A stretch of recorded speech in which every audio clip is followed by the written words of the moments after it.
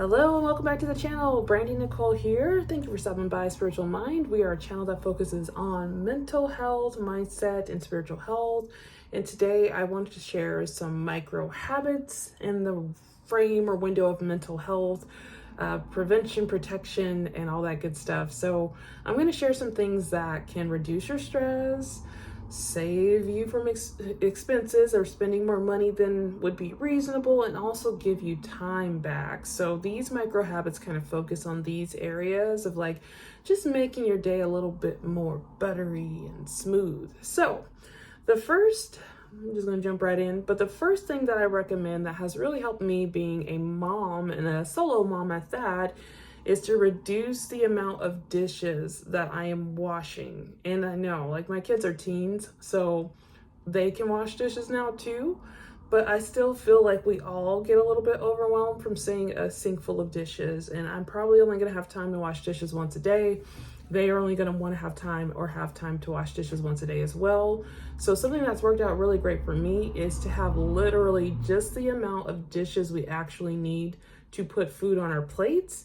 And otherwise, all the other dishes are now like in a box in storage. So that means, being that I have 2 kiddos and myself, that means 3 cups, that means 3 plates, that means 3 bowls, that means 3 spoons, that means 3 forks.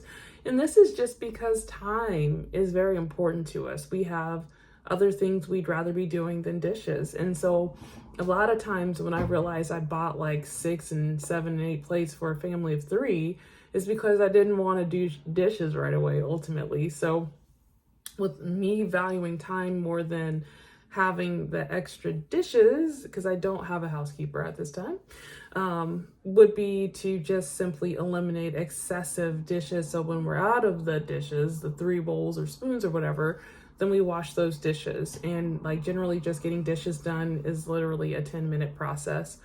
So that has been very valuable, and that varies family to family, of course, but chances are high that most of us have more dishes than we factually need in our cupboards, which means we are willing to either make the time to maintain all of that, but when we have a little bit more of a minimalist approach, it can give us time back. So we have to think about where that might fit into our lives, right?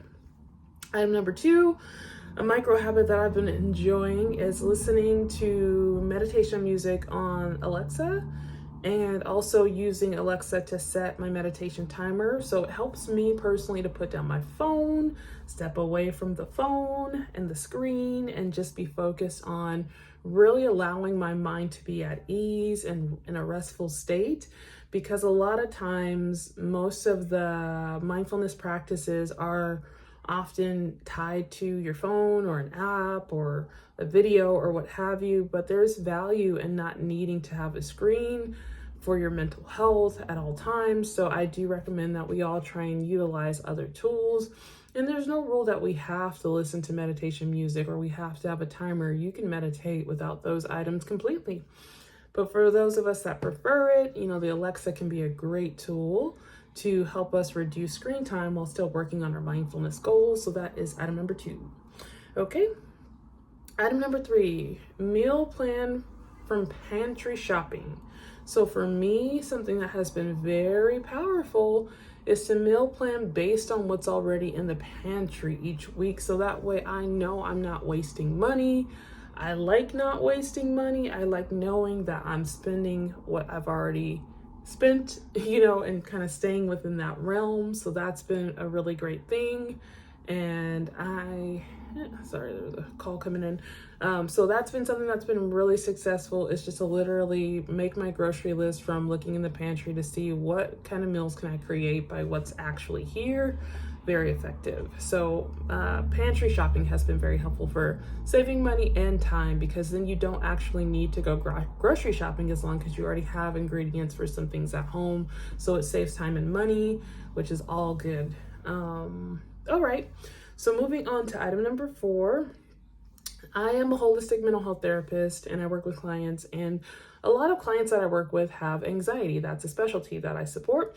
And so something that I was teaching a client recently, and also something that I personally practice because it works, is singular visual focus. And this is a tool for folks who have anxiety, or a tool for folks who tend to overthink and think deeply, and so much that it limits progress at times. So it's the example of, oh, I really know I should get outside and walk, but then I think about, well, I have to get shoes, I have to get pants, I have to get a jacket, I have to get my sunglasses and a hat.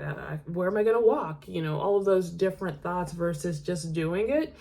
So a tool I like to teach is singular visual focus technique, which is basically the Blue's Clues effect, we'll say. So that's where I teach each person to kind of visualize the one key item that's required for the task, and to literally just let that be the single focus in your mind until you achieve that goal. So like in the Blue's Clues show from back in the day, I just have the vision of like the orange couch. So go to the orange couch, and then the next piece will appear, the next step will appear from there.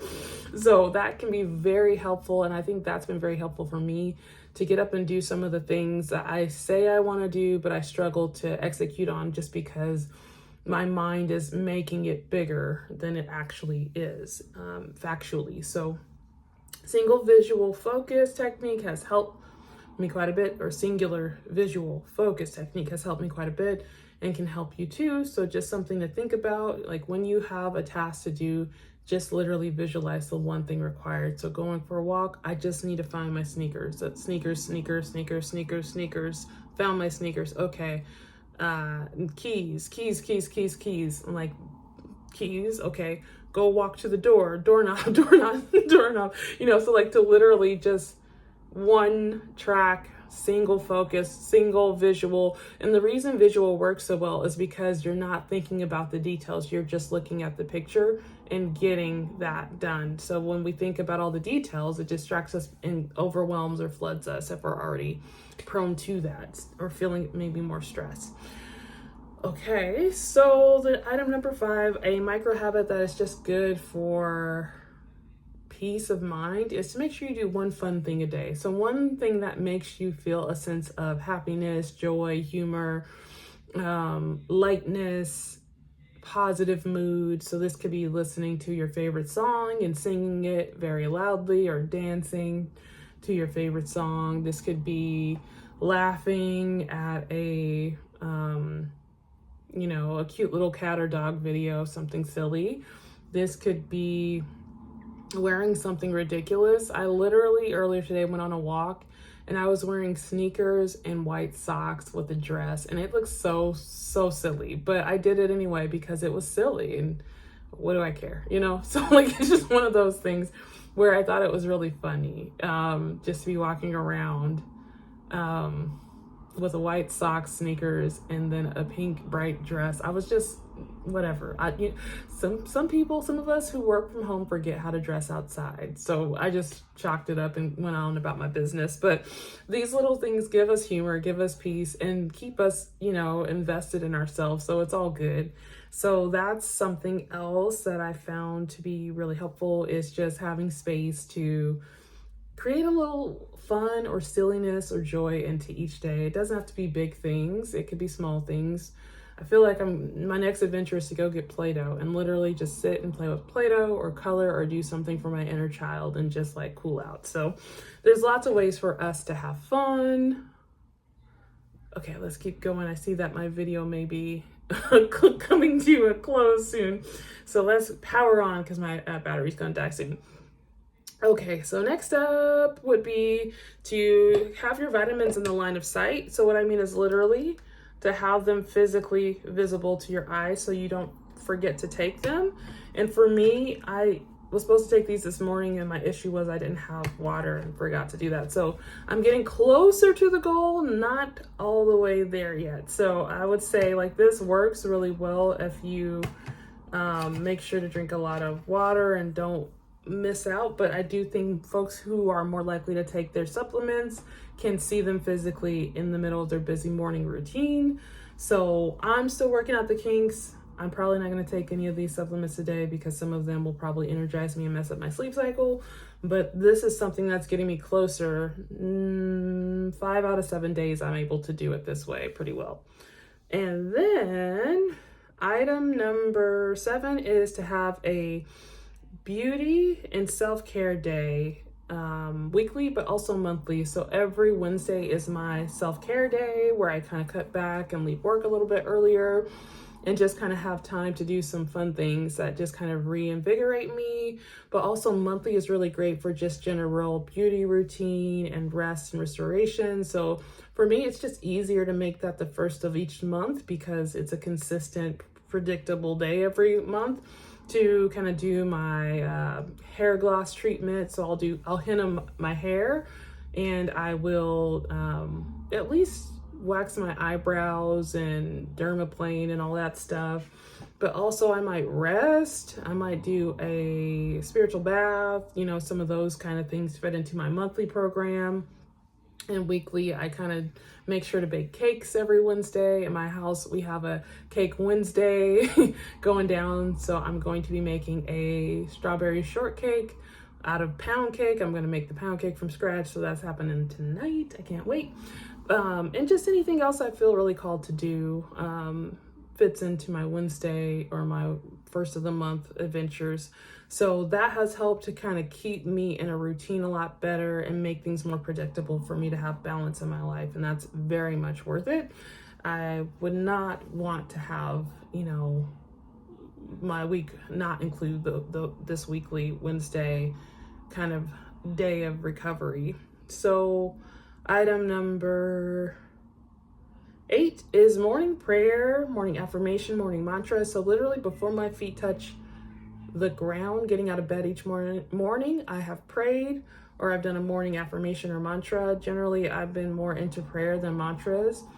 But some seasons I get really into mantras and affirmation, but sometimes prayer is just easier, I guess, for me. So that has been kind of my go-to, but making sure I do it before I get out of bed as often as possible so I don't forget. Usually I just wake up consciously, eyes still closed, and start with prayer. But that can be tricky because if you don't open your eyes or do anything, you can go right back to sleep. So I'm working through it, but it's still helping me. I still feel progress from my practice. So not everything is just like a slam dunk yet, but these things have still brought me lots of positive energy, personal growth, savings, time, what have you, spiritual growth, all those things.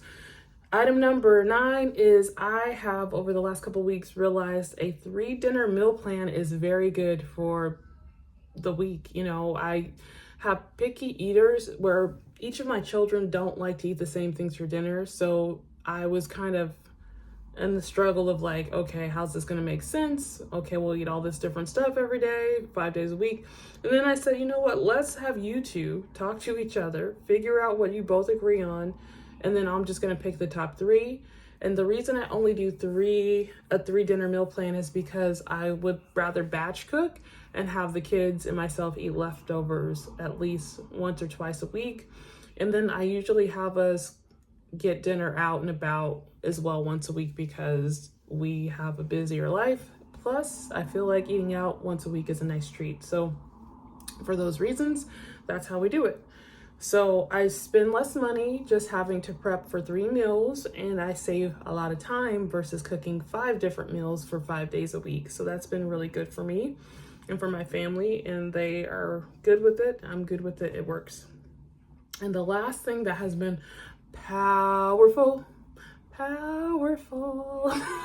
sorry, being silly, is to have a mindset. So this is a mindset thing I'm going to talk to you about. And this is for the folks who tend to be the givers, the ones who like to help, who like to make sure everyone's good, who likes to do the most. Here's the thing. I found in recent times, in like the last 6 months, I've been thinking more about responding to requests versus offering what is not being asked for. The stuff I do out of the kindness of my heart that nobody has asked me for, I get that as free time. I don't have to do anything, So I feel like being a person, a people pleaser in recovery, and I'm not the people pleaser type. There's more than one style, first of all. So a lot of people get confused and don't realize that they have people pleasing tendencies. where they're not literally saying, like me, like me. I've never been that type of person to say, like me, but I tend to over provide. So I tend to be like one of those people who, just because I can do it, would do it. But over the last 6 months, I keep checking in and realizing that I don't care to do it. I'm not being asked to do it. So I can just rest. So that has been a very powerful mindset that has traveled with me. And I think that's been something that's kind of been a journey off and on throughout my lifespan, honestly. And so I've never been the person to say, pick me, like me, like me.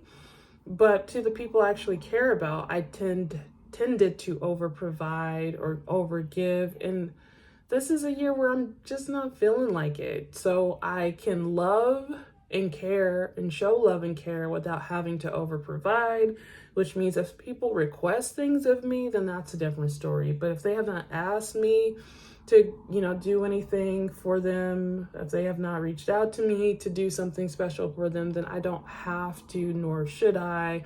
But if they ask me to, then that's a different conversation. So I'm in a season right now of responding to requests, but not offering what is not being asked.